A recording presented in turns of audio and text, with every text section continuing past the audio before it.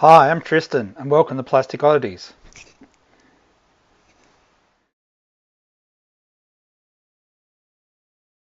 Five, maybe six, seven, could be eight.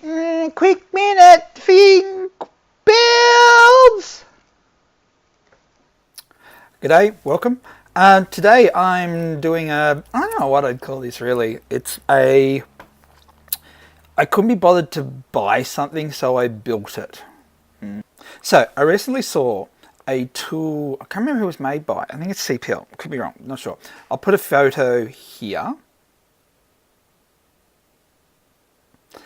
And it's a pretty nifty tool actually. As a tool haul, I'd really love to be able to own it, but I couldn't justify. I think it's about $100 for something that I really wouldn't use. And it's a chamfering tool, I guess. So it's to put edges and bevels on parts and whatnot. I thought, well, I like to scratch build stuff. I think I'm okay at it. So I'll have a crack at making my own one. So this was it. I don't know if you can see it. The light. There we go. And yeah, I'm actually quite stoked with how that's come out. I haven't tried it yet because I need to go and get some double-sided tape for the slider. But as you can see, get the light right, it's got a variety of angles on it.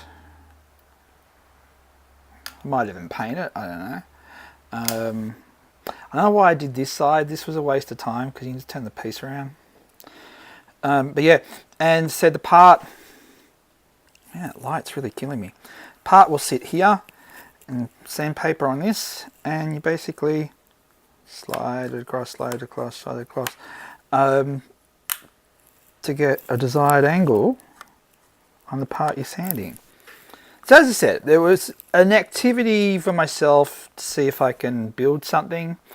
I wanted to practice my plate stacking, which is an integral part of scratch building stuff with styrene, being able to stack plates, as well as using different sizes and whatnot. Again, it's still pretty rough. If I wanted to finish it off properly, I probably could, but hey, I said it was just an experiment. So what I've done is taken some video of me making it, some photos of it, and yeah, have a crack. As I said, styrene's fun, not really hard. Okay, so just give a bit of a parts breakdown. The base consists of 4 sheets. I think it's 2 or 3 mil from memory, can't remember. The guide is hollow pla square. Obviously magnets. And the slider rail is again same pla plate. Kids shutting the door in the background, with some rod in the middle just to space it out. If I was to do this again, I would have put another piece of pla plate just in here, just to give it a little bit of more space on the slider. So I ended up having to sand this out a little bit, but it still slides okay. Yeah, slides okay. Putting the magnets down as a tip for that, what I do is I glue the magnets on to where I want it to go. I'll then get the other magnets going on it and actually magnetize it on, like put it on. I'll then put glue on the second set of magnets and then place that into place, and it'll actually stay where you want, and then just leave it. Let it dry, and then when you pull it off, then you can do the next one, and so on and so on and so on. I've seen people put the magnets down, then get a pen and like put a dot on it, so it's like the dot up or dot down depending on the polarization is the side that gets stuck down, and then trying to line it up. I actually find it's just easier to glue your first set of magnets on, let them dry, put the joining magnets on, bit of glue on the joining magnets, and then put it in the place where you want it. I use a gel super glue, so I don't use the really thin runny stuff.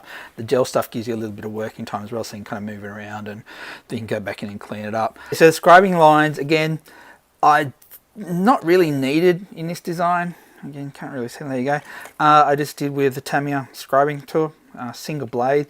Be aware when you get these, they actually come with 2 blades side by side, which will give you a thicker line. So I kept looking outside, I don't know why. Which give you a thicker line. I just did that with a matter roll, pretty cool. Bit of simple maths. I just did a 90 degree, then halved it, and halved it again. I'm not looking for precise angles. It's not a precise tool. I'm saying a lot. Sorry.